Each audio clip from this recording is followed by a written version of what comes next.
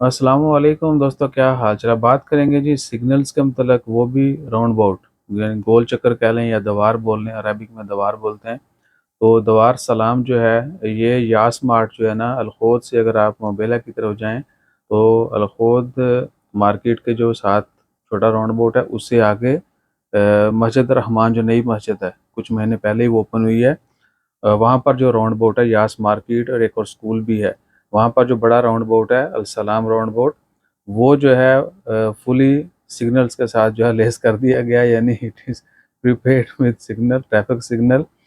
सो जुमेरात 20 अक्टूबर की सुबह से जो है वो सिग्नल एक्टिव हो जाएंगे, पार्शली नहीं होंगे, 100%, जिस तरह बुरसावा में है, यानी वो 100% काम करेंगे। एक तरफ से ट्रैफिक रुकेगी फिर दूसरी जाएगी, ऐसे।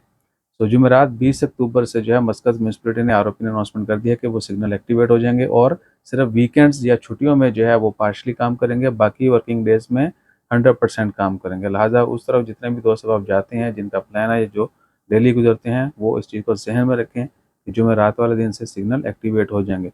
और दूसरा, हमेशा जो ड्राइव करने वाले लोग हैं उनसे अर्ज़ है कि भैया जितनी एहतियात कर सकते हैं उतनी करें, यानी ताख़ीर से पहुंचना जो है वो जल्दी ना पहुंचने से बेहतर है बंदा ताख़ीर से पहुंच जाए।